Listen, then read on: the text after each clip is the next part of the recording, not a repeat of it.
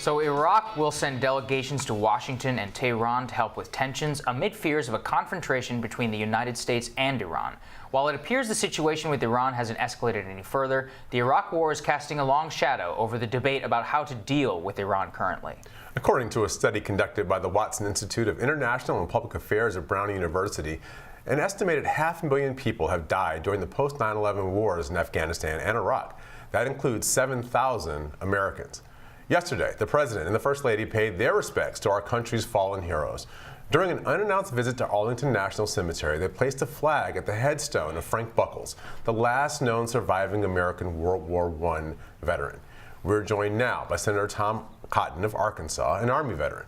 In his book, Sacred Duty, Senator Cotton details how a special group of soldiers called the Old Guard honors those men and women. Senator Cotton is a Bronze Star Medal recipient. He's also a member of the Senate Committee on Armed Services, the Select Committee on Intelligence and Budget, and during his time in the U.S. Army was a member of the Old Guard himself. Senator, I want to thank you for being here on Rising. Thanks, gentlemen. Thanks for having me. Thanks for coming on, sir, and of course, thank you for your service. Thank you. Before we get into this, into the book, we would love to get your thoughts on the current situation with Iran. Are you confident that there's been reports that that CENTCOM has requested 10,000 more troops from the Pentagon to deploy to that region? Is that an escalation in your view, or is it going to be a useful deterrent against what we're seeing there?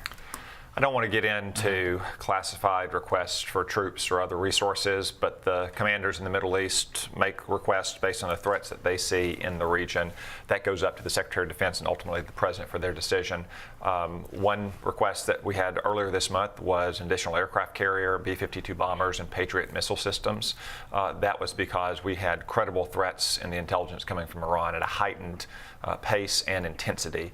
I hope that our deployments of those additional resources have demonstrated to the Ayatollahs that they will not be allowed to get away with any kind of attack on U.S. facilities or personnel, either with Iranian forces or through their proxies. It's beginning to look like they may be getting that message. That was the point of deploying those resources in the first place. So, sir, there were some fights amongst the allies over the credibility of this intelligence. Now that, we can't get into the specifics, but are you confident in the information that you're presented to you and in the threat level that has been rising from Iran? Yeah. No doubt, and I don't think you heard any doubts about the intelligence once we were briefed by General Joe Dunford and Secretary Shanahan, Secretary Pompeo in the Senate on Tuesday. And some of the early reports about our allies in Europe, I think now have been modified. Some officials may not have been read into all the compartmented intelligence programs that we have with our partners in the Middle East. I don't think anyone doubts that there's a growing threat of Iran over the last few weeks. I mean, we've seen attacks on tankers in the Persian Gulf, on oil pipelines in Saudi Arabia, on aircraft repair facilities where Americans are present in Saudi Arabia as well. So, Senator, we pulled out of the Iranian nuclear agreement.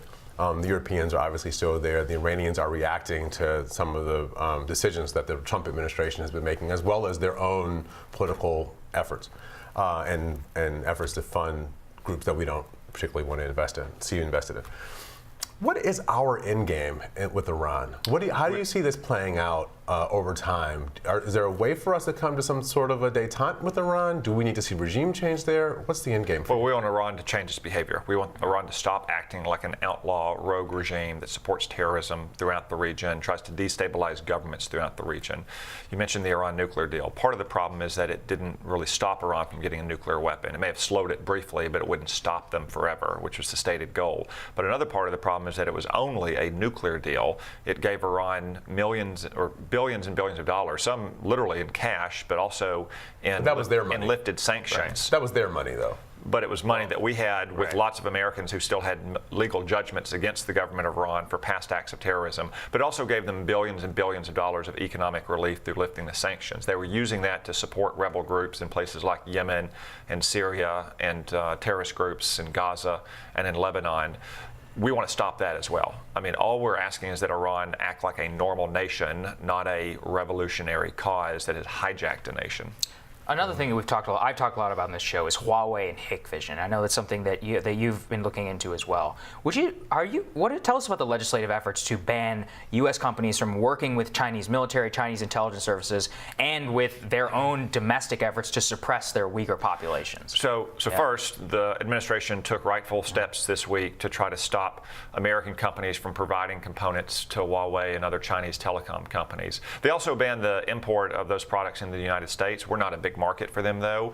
What is really more important is banning the export of components to companies like Huawei, who then turn those components into next generation 5G information technology systems to try to control that market worldwide. That would be a grave threat to our national security. It would be as if we were exporting uranium or munitions to the Soviet Union during the Cold War.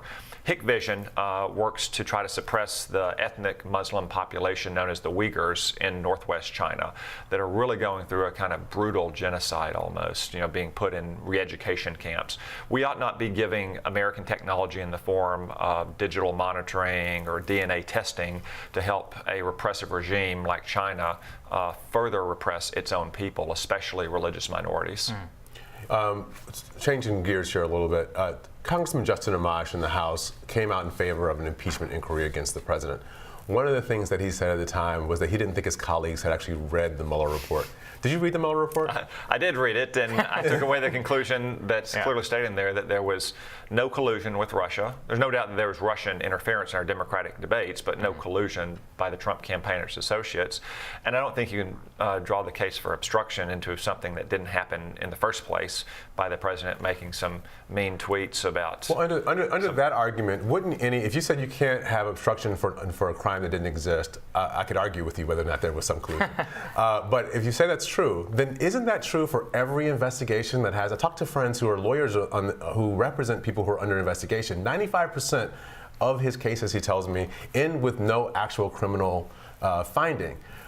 If someone says you can obstruct justice because there's no underlying crime, the president could always say, I didn't commit an underlying crime, and then do whatever he wants to do to stop anybody from investigating, right?